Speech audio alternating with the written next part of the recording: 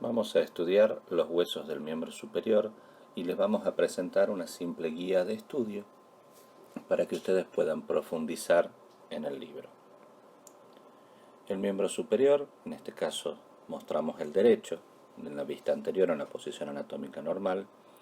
Vamos a tener la clavícula, luego veremos en detalle cada uno de ellos, un hueso largo, puesto horizontalmente, un hueso plano que es posterior, que es la escápula. El siguiente hueso es el húmero, otro hueso largo. Después del codo en el antebrazo vamos a tener dos huesos, uno hacia afuera, que es el radio, y uno hacia adentro, que es el cúbito o ulna. Seguidamente tenemos los huesos del carpo, lo que vulgarmente llamamos la muñeca, los cuales van a estar dispuestos en dos líneas, una línea proximal y una línea distal. La línea proximal de lateral a medial son el hueso escafoide, el hueso semilunar, el piramidal y el pisiforme.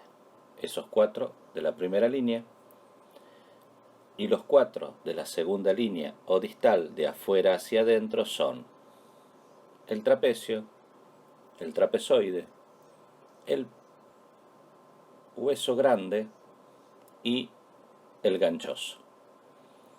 Seguidamente, en lo que constituye la palma de la mano, tenemos a los metacarpios, los cuales se denominan en número de afuera hacia adentro. El primero, que corresponde al pulgar, segundo, tercero, cuarto y quinto. Seguidamente a ellos tenemos la falange.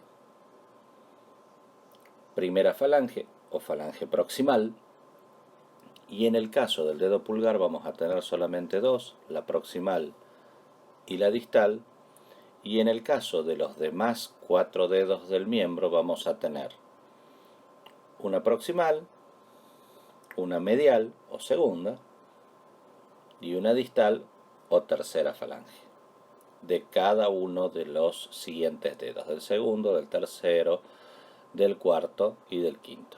Solamente el primer dedo o el pulgar tiene dos falanges. Empezamos desde arriba y el primer hueso que nos aparece es la escápula, la clavícula. Esa clavícula es un hueso largo, está puesto en esta posición, en un sujeto en posición anatómica, es decir, horizontal, que va a tener una cara superior, que es la que vemos acá, una cara inferior, vamos a tener dos extremidades, una extremidad interna o external. Esa extremidad interna o external va a tener una carilla articular que va a dar lugar a la articulación esternoclavicular, una extremidad distal o acromial, porque se relaciona con el acromion del omóplato, y que va a tener una carilla acromial, que es la relación más directa para la articulación. Vamos a tener, como dijimos, una cara superior, una cara inferior, vamos a tener una línea trapezoidal para la inserción del hueso trapecio, del músculo trapecio,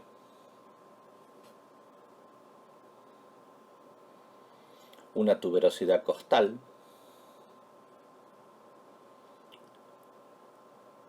van a tener una depresión medial que va a corresponder a la inserción del músculo subclavio inferior, y si lo vemos delicadamente tiene una forma de una S itálica levemente elongada.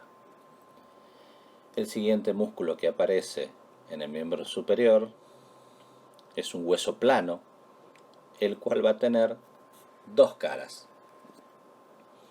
Una cara anterior, que es cóncava, una cara posterior, que es convexa, que va a estar dividida en dos por una saliente triangular ósea, que se denomina la espina de la escápula, en dos porciones. Una porción supraespinosa, o fosa supraespinosa, y una fosa infraespinosa.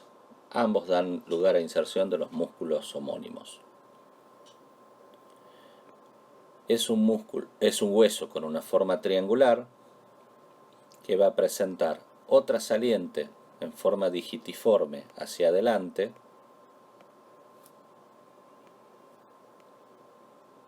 que corresponde al proceso coracoideo, apófisis coracoide. Va a presentar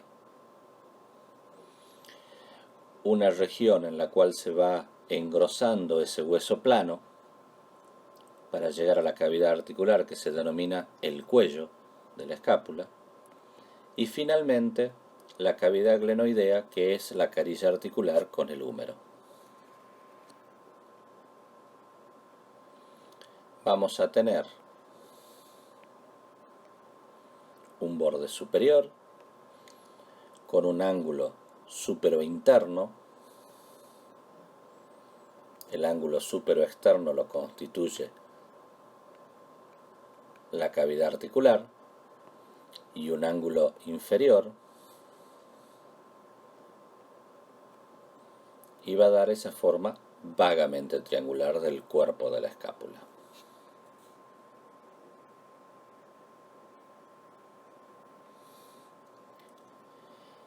El siguiente hueso es un hueso, de nuevo, largo, que es un hueso bastante típico, el cual va a tener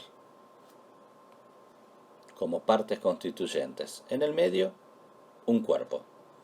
Ese cuerpo va a tener una forma triangular con una cara posterior y dos caras anteriores, anterointerna y anteroexterna, y dos extremidades, lo que queda por arriba y lo que queda por abajo.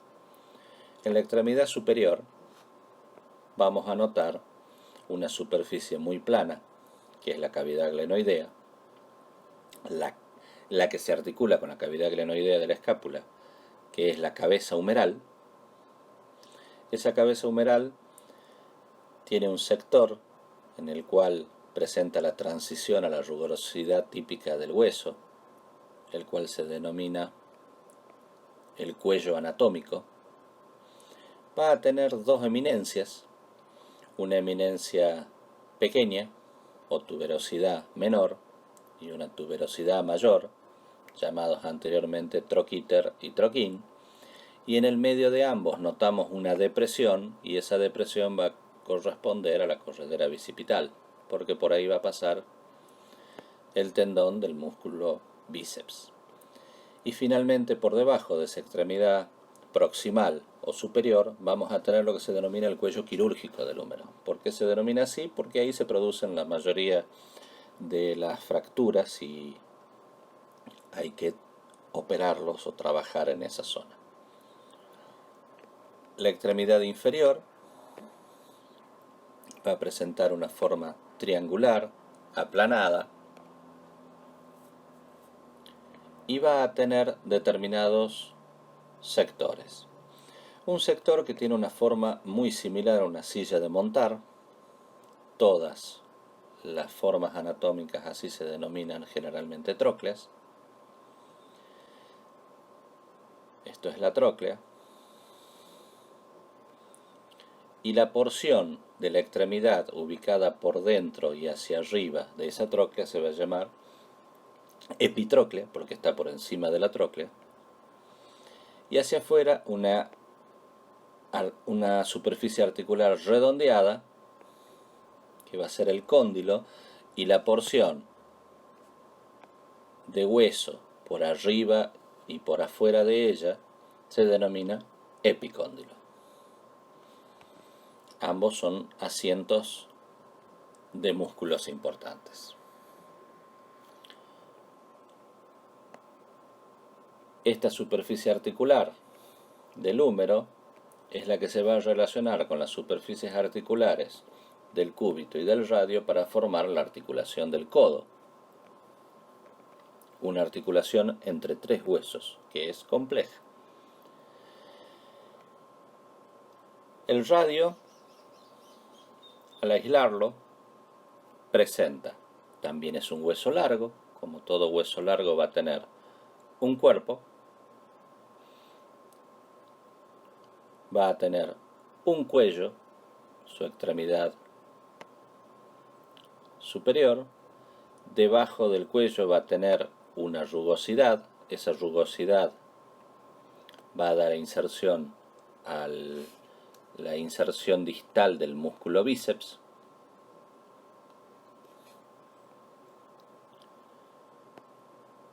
Hacia arriba vamos a tener la circunferencia articular del radio y su cabeza articular. Su extremidad inferior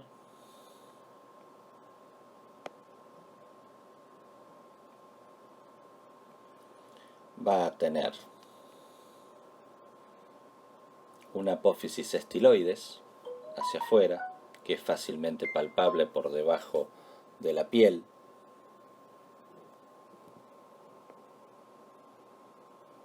Una superficie articular para el escafoides hacia afuera y el semilunar hacia adentro, es decir, con los huesos de la primera fila del carpo, que son externos, y una carilla articular para articularse con el cúbito.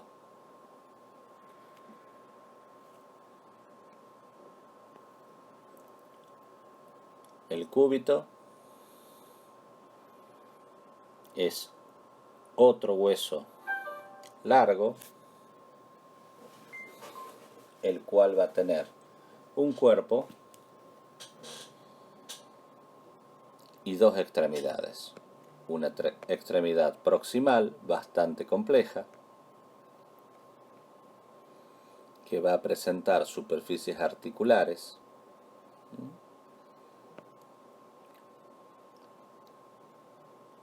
toda esta parte de la extremidad superior del cúbito se denomina olecranon. El proceso coronoide hacia adelante, las carillas articulares es la propia con la tróclea del húmero, presenta una carilla articular externa para el radio, por debajo del olecranon,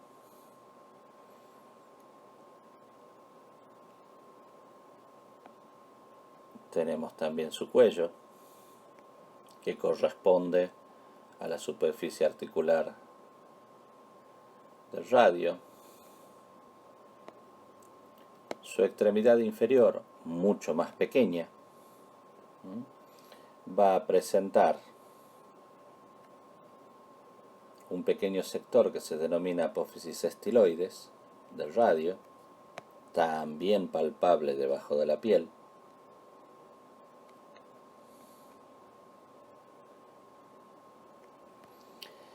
Y va a presentar dos carillas articulares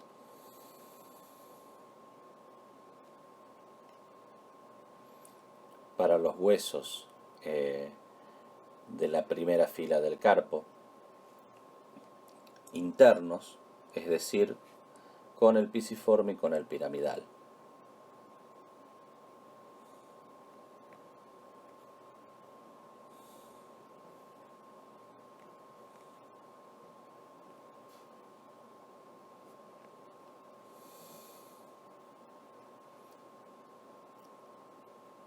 Repetimos, los huesos del carpo presentan estructuras y formas sumamente irregulares. Cada uno de ellos se articula entre sí. Este es el más pequeño, el pisiforme, que tiene su carilla articular con el piramidal. El piramidal que se va a articular tanto con el ganchoso como con el semilunar que se articula con el piramidal, con el ganchoso, con el grande, pero también con el escafoide y con el radio y con el cúbito. Como lo ven y como lo piensan, ese tipo de articulaciones es sumamente compleja para ser abordado en el primer práctico. El resto de la configuración de los dedos ya lo hemos mencionado. Esto es una guía para que ustedes puedan comenzar su estudio.